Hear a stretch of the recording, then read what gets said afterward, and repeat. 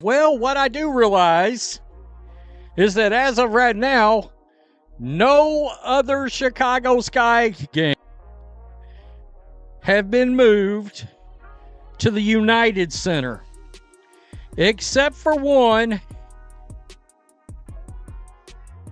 Indiana Fever. Reese is fuming again, and this time, it's about how her team, the Chicago Sky, threw her under the bus and utterly ignored her.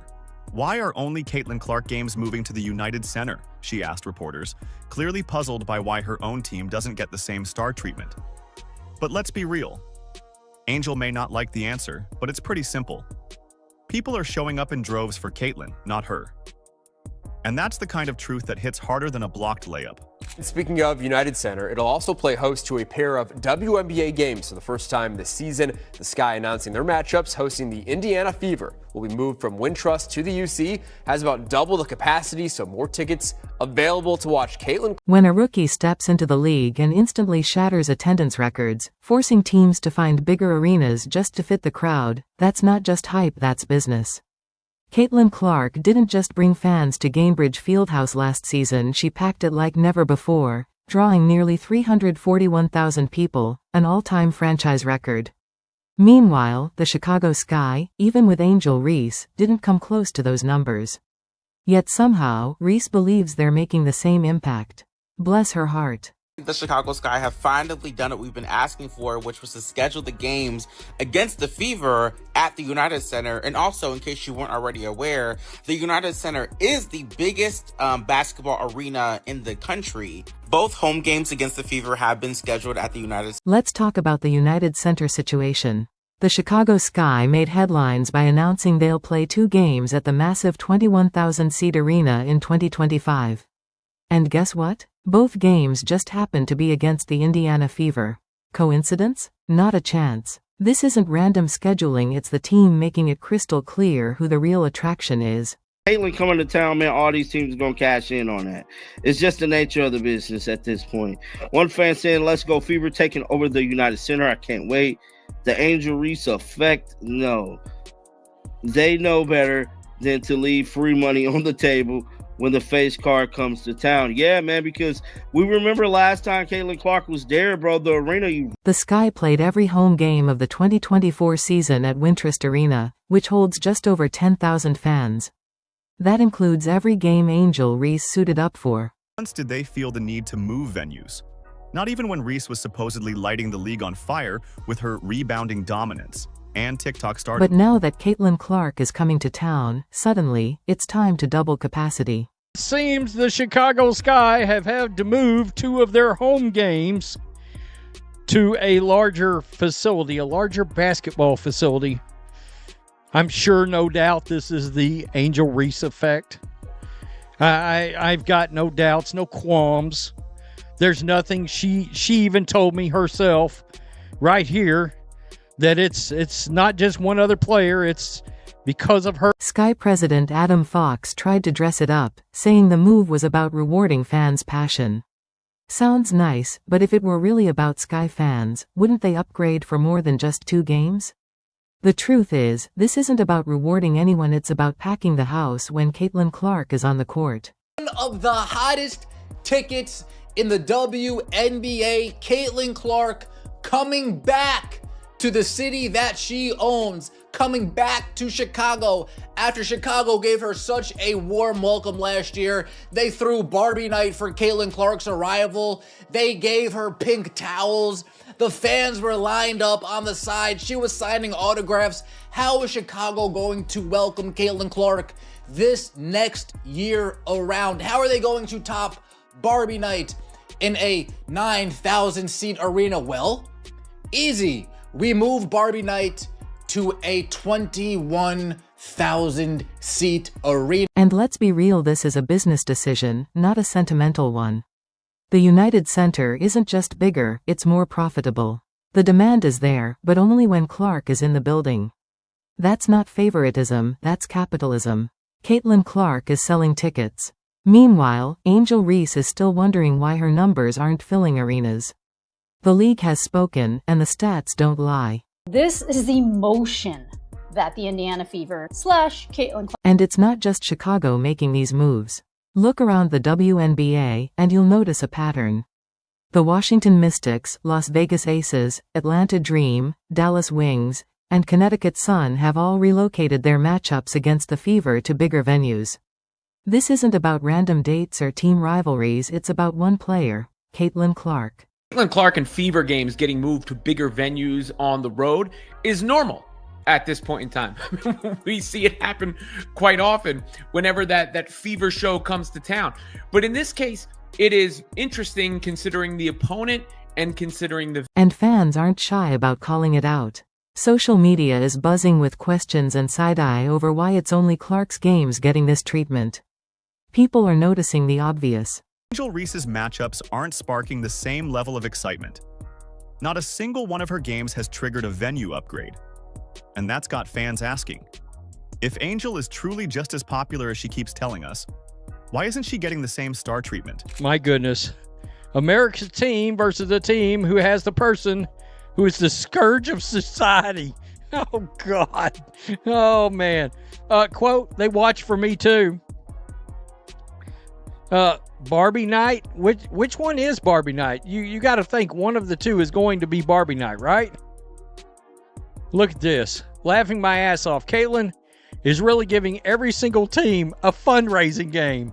I am weak. My GOAT is simply different. The irony in all this is almost too much.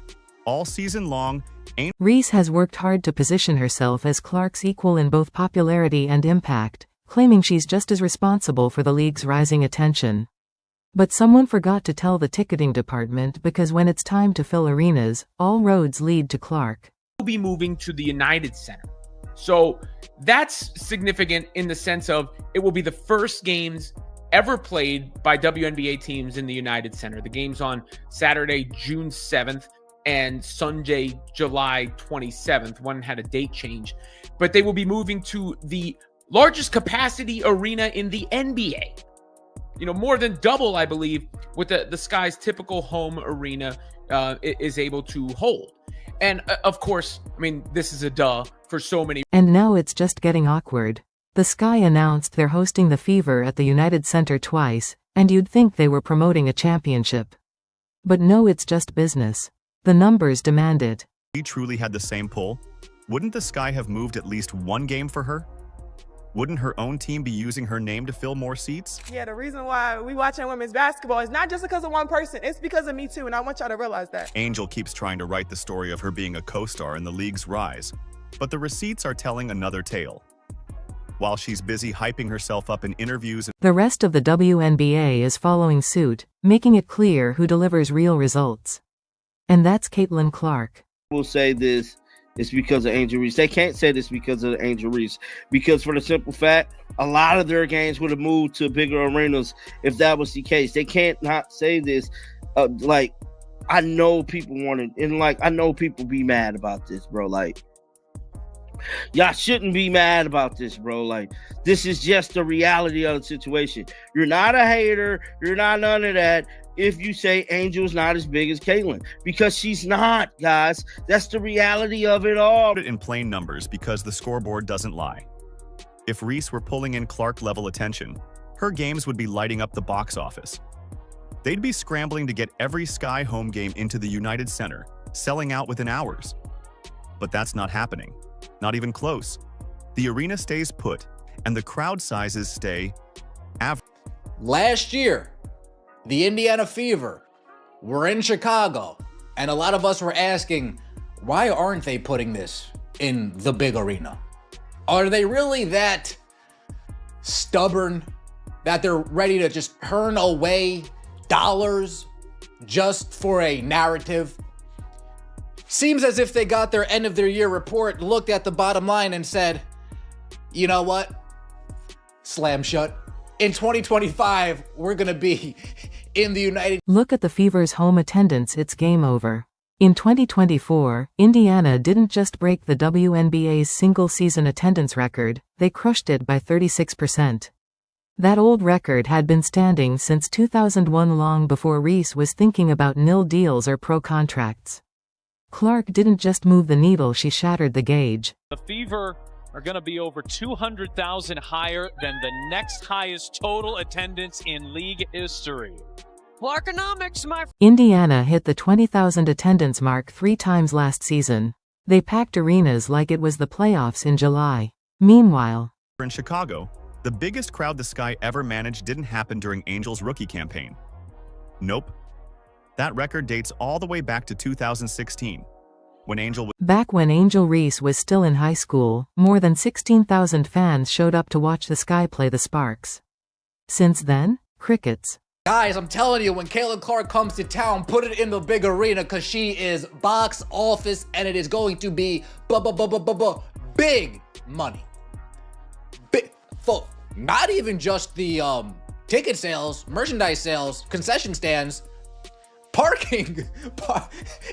Dude, they are racking in money from every area when Caitlin Clark comes to town. So, of course, the Chicago Sky, oh, fine. I guess I'll milk that well until... So while Angel keeps pushing for relevance, WNBA teams are showing us where the real spotlight is. Clark isn't just selling tickets, she's redefining what WNBA success looks like. Reese can keep posting, talking, and spinning narratives, but the fans have already made their choice. And judging by ticket sales and arena upgrades, it's pretty clear who they're showing up for. Line between hate and facts. And what I believe to be the case is that there was incremental growth in the WNBA comparatively to the exponential growth we are seeing now. What I'm about to tell y'all I haven't heard before, so I doubt you have either. Before the 2023 season, the WNBA had grown by 40% viewership from 2022 to 2023. But with Caitlin Clark's arrival, it's grown by 400% viewership. The contrast is almost comical when you look at the numbers. Every time Caitlin Clark and Angel Reese shared the court last season, ticket demand skyrocketed. We're not talking a small bump, tickets were reselling for thousands as fans scrambled to see them face off. It was an event, but when Reese played without Clark, silence. Ticket prices barely moved and the urgency disappeared. It's like the hype walked out with Clark. Want cheap seats for a Sky game?